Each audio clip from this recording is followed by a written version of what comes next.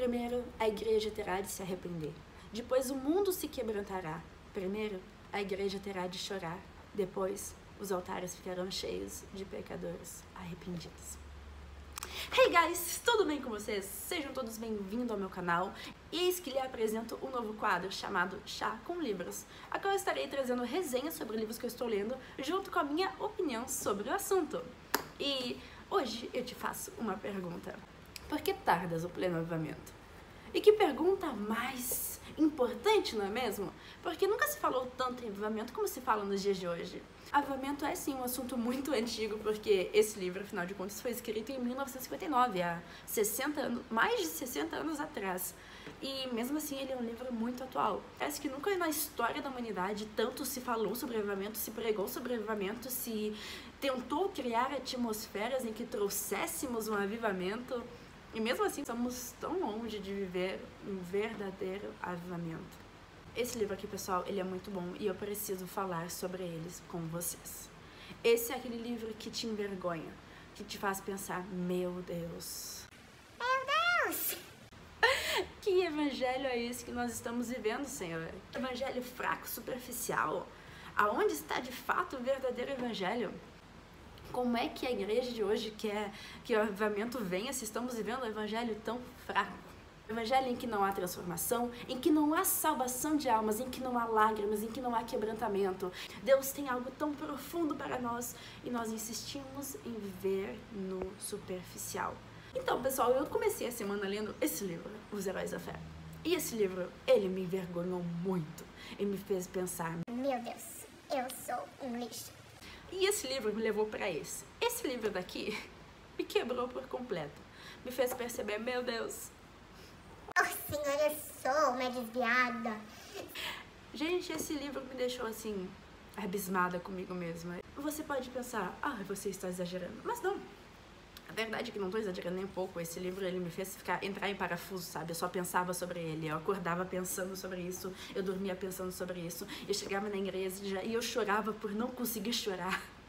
Eu chorava porque eu pensava, meu Deus, eu não consigo nem sequer chorar pelas almas. Eu não tenho um amor pelas almas no meu coração. Eu não tenho um coração de fato quebrantado. Eu não consigo chorar pelos meus pecados, eu não consigo chorar pelos pecadores. Eu não consigo. E esse livro fala muito sobre isso, que os nossos olhos estão secos porque o nosso coração está seco, que há em nós a responsabilidade de chorarmos pelas almas, que tem milhões de almas morrendo. A todo momento, cerca de 100 pessoas morrem sem Cristo. Há terremotos que acontecem e matam 40 mil pessoas, um desabamento mata 60 pessoas, e assim por diante, seguem tantas e tantas tragédias, e mesmo assim, não há em nossos olhos lágrimas. Quando a palavra de Deus ainda diz que bem-aventurados que choram. Os que choram pelo quê? Que choram pelos pecadores, que choram pelos seus próprios pecados, em que reconhecem as suas fraquezas. Esse livro ainda fala que o mundo experimentará o fogo do inferno porque a igreja não experimentou o fogo do Espírito Santo. O mundo, ele está assim por responsabilidade da igreja. O mundo está depravado porque a igreja não tem orado, porque a igreja não tem buscado, porque a igreja tem vivido algo superficial. Porque a igreja, ao invés de buscar um evangelho que leva ao arrependimento, a igreja tem pregado o evangelho bonzinho, o evangelho que afaga o ego da pessoa, em que ameniza, sabe, o pecado, em que não vê mais o problema do pecado, mas vai amenizando. Ele pecou, né? Mas podia ser pior. Gente, enquanto nós amenizarmos o pecado vai continuar sendo pecado de qualquer forma, só vai ser um pecado amenizado por nós. E ele vai continuar levando à condenação. Em Atos, nos mostra que os grandes homens de Deus, quando eles pregavam, 30 mil pessoas citavam Jesus, 5 mil pessoas, 3 mil pessoas, muitas pessoas aceitavam Jesus com uma única pregação. E não é apenas de aceitar da boca para fora, mas o evangelho que leva ao arrependimento. Aquelas pessoas de fato se arrependiam dos seus pecados, se batizavam. Esse é o evangelho em que leva o mundo ao arrependimento. Nós vemos os Heróis da Fé também, esse livro que em breve eu estarei trazendo ele no canal também. Os Heróis da Fé eram homens que quando pregavam, as multidões que estavam assistindo choravam. Hoje em dia se fala, Mamãe, pai, eu tava pregando lá, mas a igreja era muito fria. não é sobre a igreja, pessoal, não é sobre o povo que está assistindo, é sobre quem está no altar. A guerra, ela é vencida antes do pregador subir no altar, não é no altar que ele vai lutar contra Satanás, é quando ele, antes de pregar, é nesse momento que nós estamos vencendo ou perdendo a batalha. Eu não lembro agora qual dos dois livros fala, mas um pregador que ele foi pregar, ele era o terceiro pregador da noite. O povo já estava cansado, já estava entediado com as duas primeiras mensagens. E quando esse pregador assumiu para pregar a terceira pregação e última da noite, aquele povo começou a chorar, começou a se quebrantar, começou a se arrepender. Então não é sobre quem está assistindo, mas é sobre quem está pregando. Não temos que buscar um povo que esteja apto para ouvir, mas nós temos que pregar de uma forma que aquele coração se quebrante. E como é que vamos pregar dessa forma? Somente com oração, somente com a busca ao Senhor. Com tudo que possuis, adquires a unção. É o primeiro capítulo desse livro. Nossa. Mas aquele herói lá, ele era diferente. Não, ele não era.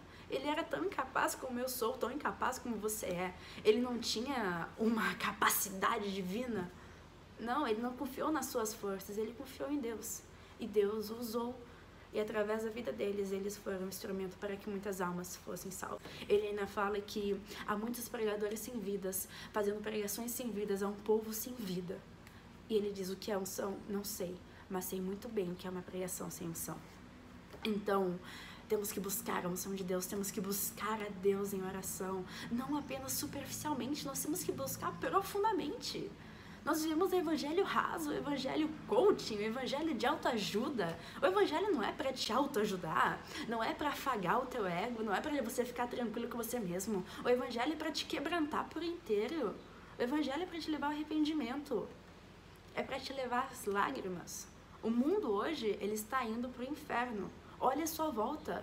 Olha os adolescentes de hoje em dia, olha os jovens de hoje em dia. Pessoas que não querem nada com Deus. Pessoas que estão indo contra a vontade de Deus. Tantas ideologias, tantas coisas estão atacando a mente dessas pessoas. As criancinhas estão sendo atacadas. Como pode não haver lágrimas em nossos olhos?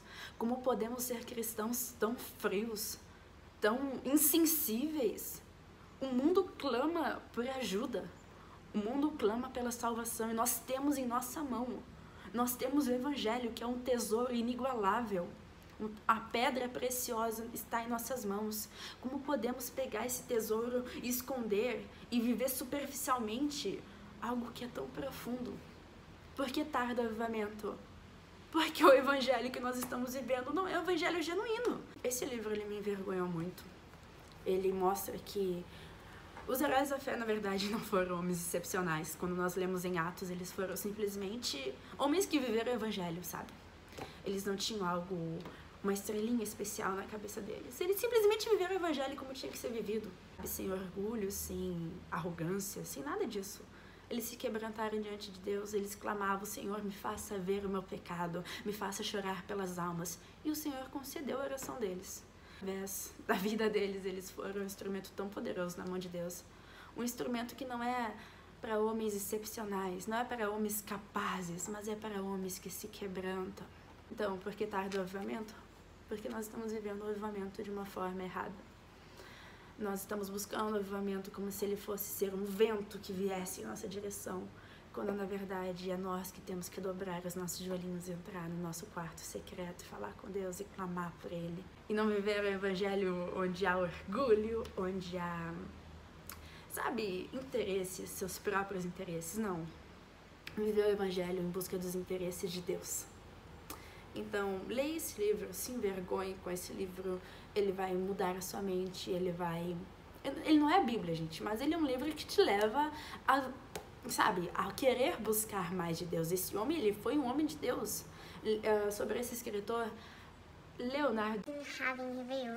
Pesquisem sobre ele, pessoal, vão atrás das mensagens dele. Ele nunca foi um homem que enfeitou o evangelho, mas ele pregou o evangelho como ele é. Existem vários tópicos que eu acabei não falando, mas não vou deixar que esse vídeo fique muito comprido. E a última coisa que eu tenho pra falar é que o mundo não precisa de novas definições do evangelho. O mundo não precisa da nossa briga boba sobre o que é certo e o que é errado, é calvinista, é arminianista. Não, o mundo não tá precisando disso, gente. Eu sei que teologicamente isso é importante, mas o mundo não precisa disso. Não é isso que vai levar o mundo ao arrependimento. O mundo, ele precisa experimentar o poder do evangelho, não novas definições dele.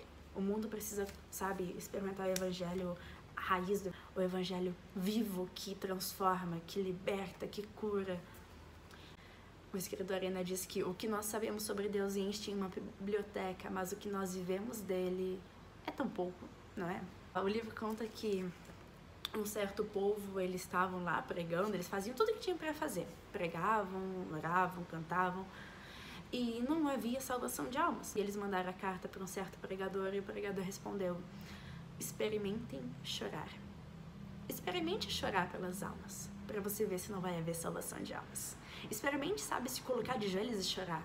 E talvez você pense: eu não consigo chorar. Então experimente buscar a Deus e pedir que coloque nos seus olhos lágrimas, compaixão, que venhamos sentir no nosso coração amor pelas almas, assim como Jesus sentiu.